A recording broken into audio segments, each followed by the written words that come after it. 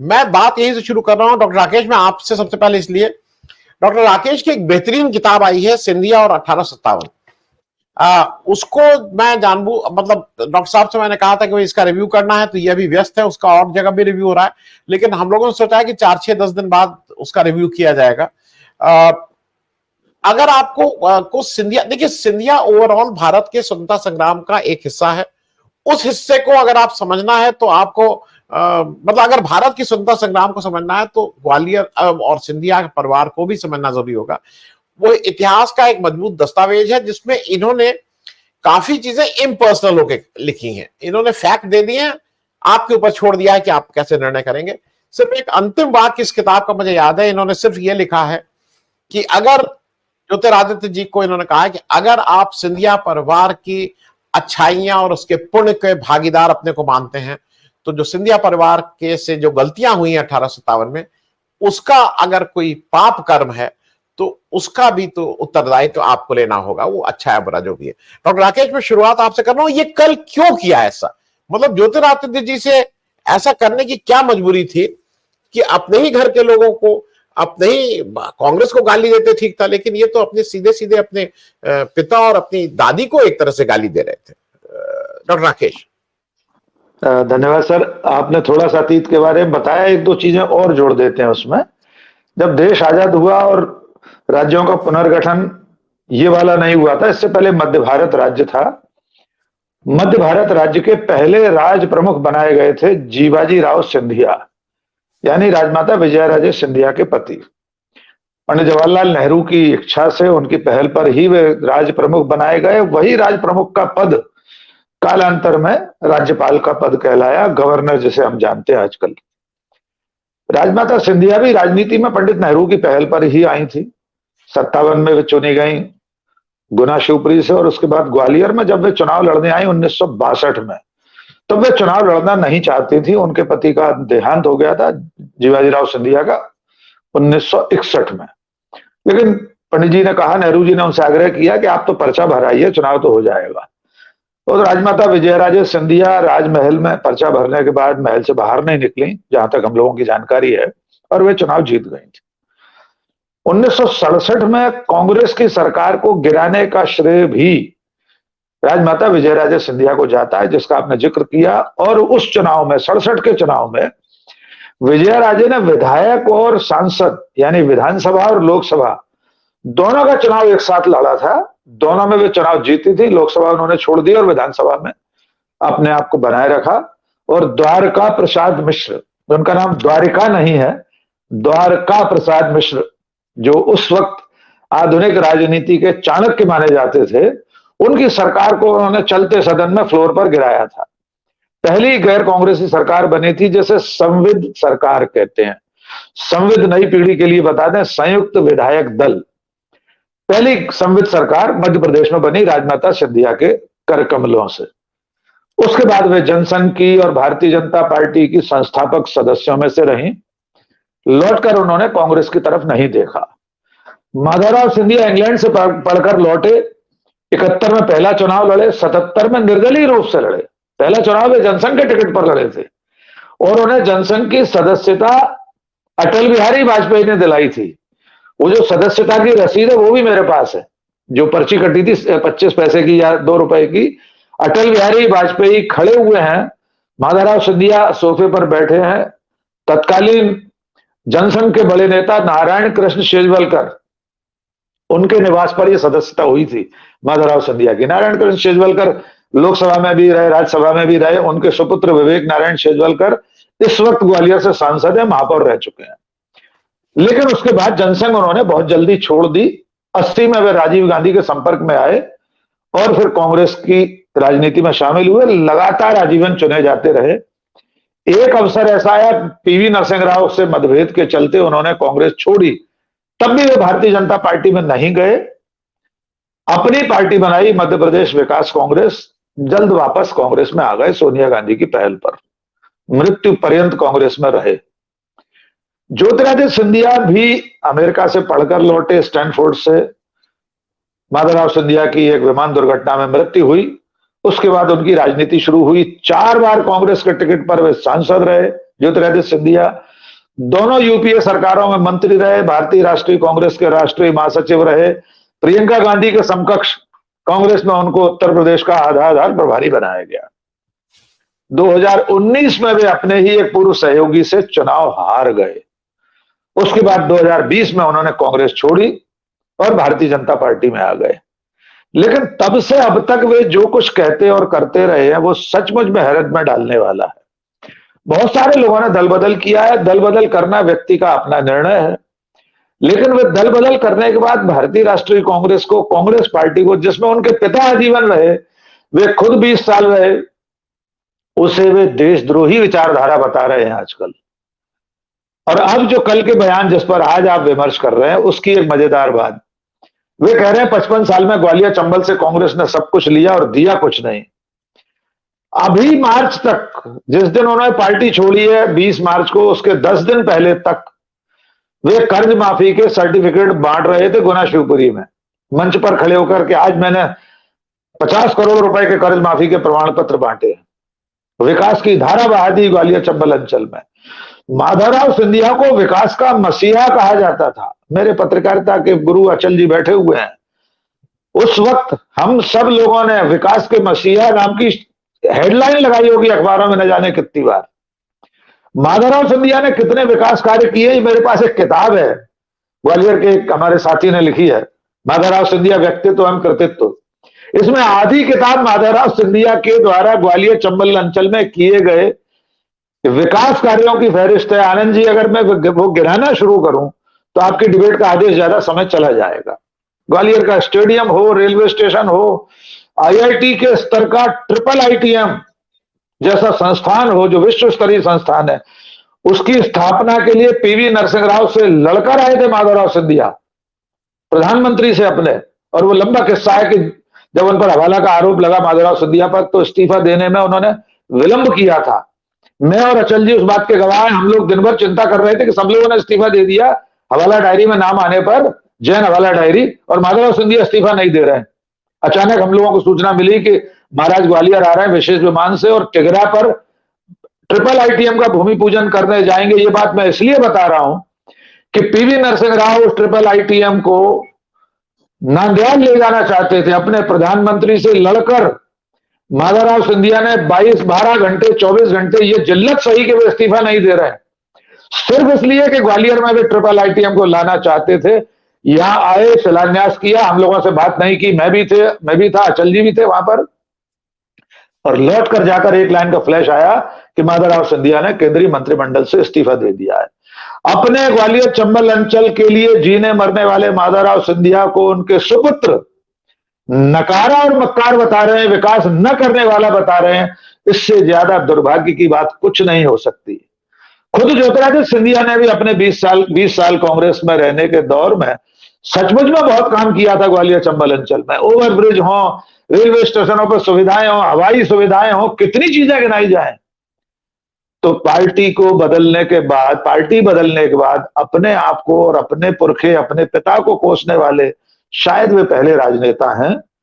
मुझे एक बात लग रही है, आपने पूछा क्यों कर रहे हैं, मुझे लग रहा है कहीं कोई विवश तो नहीं कर रहा, कहीं सुबह सुबह उनको कोई चिट तो नहीं दी जाती कि आज आपको इतनी गालियां देनी है कांग्रेस को और खुद को भी देनी है। और अगर ऐसा है, ये जो भयादोहन है, ये भारतीय राजनीति का दुर्भाग्य है कि ज्योतिरादित्य सिंधिया जैसा पढ़ा लिखा व्यक्ति खुद को और अपने पिता को अपशब्द कह रहा है। और ये घटना नहीं है आनंद सर, जब से उन्होंने दल बदल किया, अभी एक दिन पूर्वोत्तर में किसी हवाई अड्डे के उद्घाटन में या आधुनिकीकरण के समय वे गए थे, तब उन्होंने नागरिक उड्डयन और विमानन के क्षेत्र में कांग्रेस ने विकास नहीं किया, ये आरोप भी लगा दिया था। और वे भूल गए थे कि वे खुद यूपीए सरकार में नागरिक उड्डयन मंत्री थे, उनके पिता नागरिक उड्डयन मंत्री थे। तो जब इस कगार पर कोई व्यक्ति पहुंच जाए तो सिर्फ चिंता ही की जा सकती है, उस पर दया आती है। अब तो आनंद जी जी डॉक्टर राकेश, अब आपसे जरा पूछ लूं, मेरे एक दर्शक ने बहुत स्पेसिफिक सी बात कही है, और जो आप जिसकी अंदेशा आपको था जो हो गया।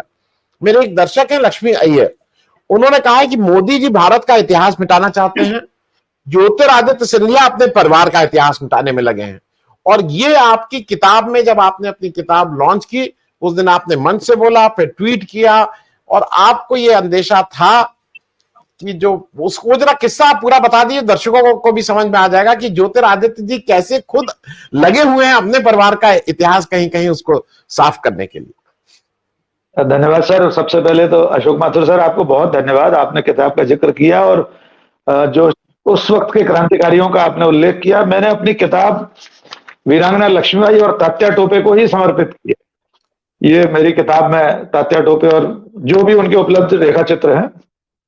दूसरी बात, आनंद सर आप तो थे मंच पर मेरी किताब के विमोचन के अवसर पर। मैंने आभार व्यक्त करते समय ये आशंका जताई थी कि हो सकता है मेरी किताब में एक खास बात का उल्लेख है जो अब तक लोगों के ध्यान में नहीं था, कि भारत सरकार की अपनी वेबसाइट्स पर, अपने पोर्टल पर, माने नरेंद्र मोदी की सरकार का जो आजादी का अमृत महोत्सव नाम का जो पोर्टल है, वेबसाइट है, उस पर 1857 का उल्लेख है और उसमें साफ लिखा है कि जयाजी राव सिंधिया ने अंग्रेजों का साथ दिया था, लक्ष्मीबाई को इस कारण से ग्वालियर में शहीद होना पड़ा और क्रांति का दमन हो गया। मैंने वो भारत सरकार की वेबसाइट की का उल्लेख शब्दशः अपनी किताब में किया और मैंने यह आशंका जताई थी कि जैसे ही मेरी किताब आएगी बाजार में, ये उल्लेख सामने आएगा कि खुद नरेंद्र मोदी की सरकार मानती है कि जयाजी राव सिंधिया ने अंग्रेजों का साथ दिया था, और तत्काल ये उस वेबसाइट से हट जाएगा। मेरा भाषण ट्विटर पर और सब पर मौजूद है। अशोक सर, योगेश सर, अचल जी को मालूम है, किताब आने के 48 घंटे के अंदर गवर्नमेंट ऑफ इंडिया के आजादी का महोत्सव के उस पोर्टल से वो पेज हटा दिया गया। पेज नॉट फाउंड लिख के उसमें आ रहा है। लेकिन विडंबना यह है कि इसी सरकार की और 2-3 वेबसाइट है, उन पर आज भी ये सारी सामग्री मौजूद है।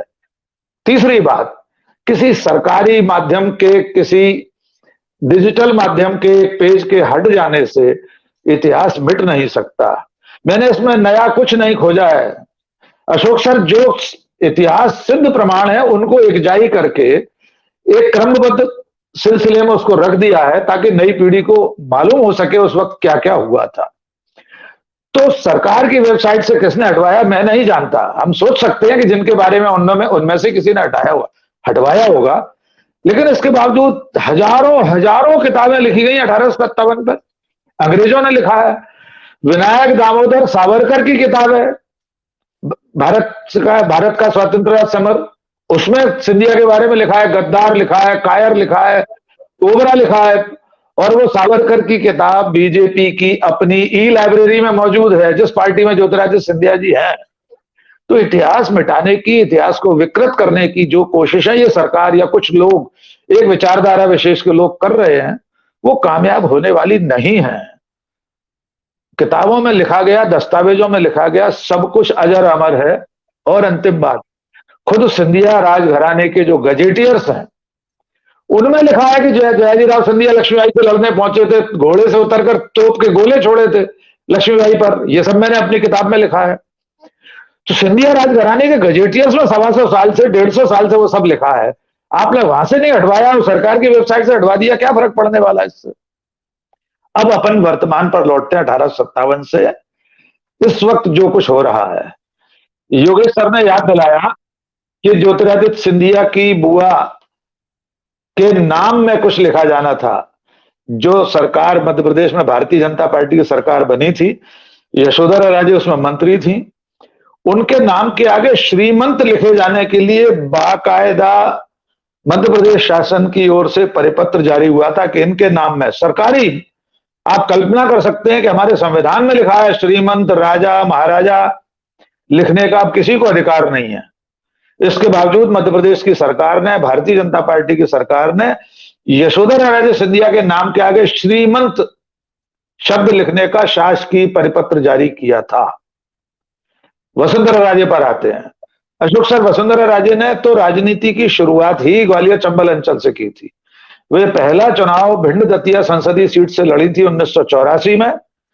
दतिया के महाराजा श्री कृष्ण सिंह जू देव, जो ये दतिया रियासत बहुत छोटी रियासत है, सिंधिया राजघराने के अंतर्गत ही थी, श्री कृष्ण सिंह जू देव ने उनको चुनाव हराया था। सिंधिया राजवंश में 3 लोग चुनाव हारे हैं, राजमाता सिंधिया रायबरेली में, वसुंधरा राजे भिंड में और ज्योतिरादित्य सिंधिया अपने संसदीय क्षेत्र गुना शिवपुरी में अपने सहायक से ही।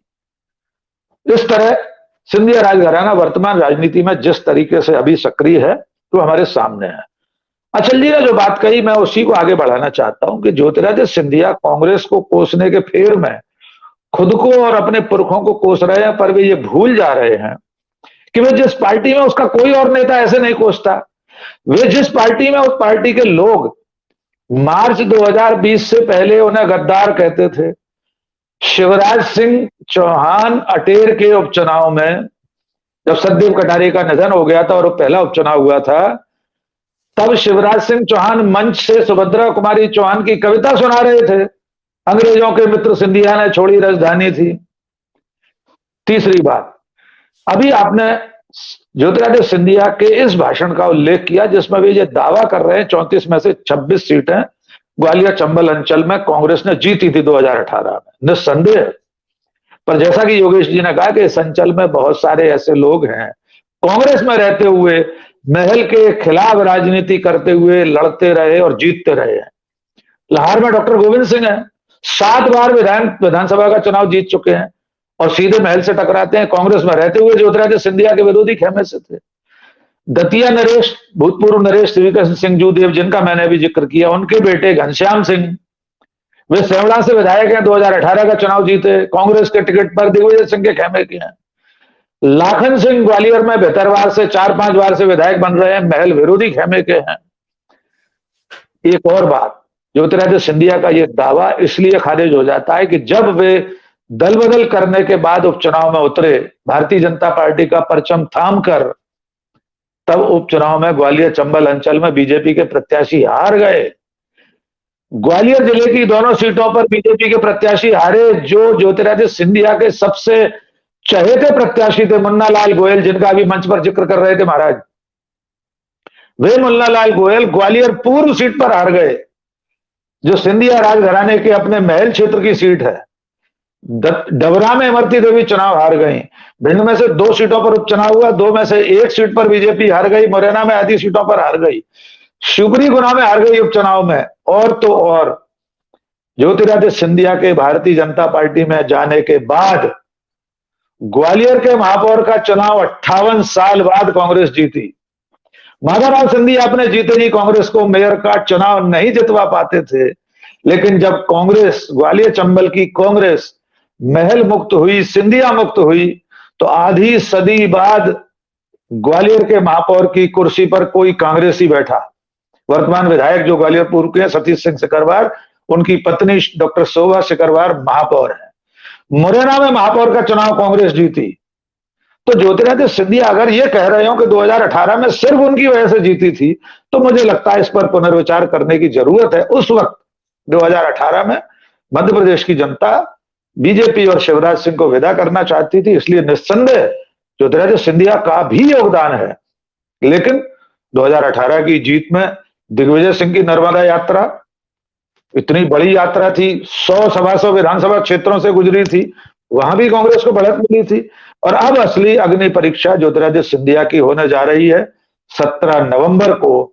अगर वे सचमुच में ग्वालियर चंबल में बीजेपी को जिताने में कामयाब हुए, तो भारतीय जनता पार्टी में उनका सम्मान बचा रह सकता है, जो कि दिन प्रतिदिन अपमान की पराकाष्ठा तक पहुंच गया है। वे जिस पार्टी में है, उस भारतीय जनता पार्टी के नेता उन्हें विभीषण, नामर्द, गद्दार, भिखारी, ये सब कह रहे हैं, बीजेपी के नेता। ऐसा तो जब वे कांग्रेस में थे तब बीजेपी के नेता नहीं कहते थे, अब वे बीजेपी में, तब उन्हें ये सब सुनना पड़ रहा है। तो ज्योतिरादित्य सिंधिया इस वक्त अपने राजनीतिक जीवन के सबसे कठिन दौर में से गुजर रहे हैं। शायद इसीलिए वे इस तरह के बयान दे रहे हैं जो खुद उनके लिए बूमरैंग का काम करते हैं। वे फेंक कर मारते हैं, और पर वे मोगली नहीं है कि बूमरैंग को अपने हाथ में वापस थाम लें। इसलिए उनके हाथ का फेंका गया बूमरैंग उनके खुद के सीने पर आकर लग रहा है। जी आनंद जी। जी।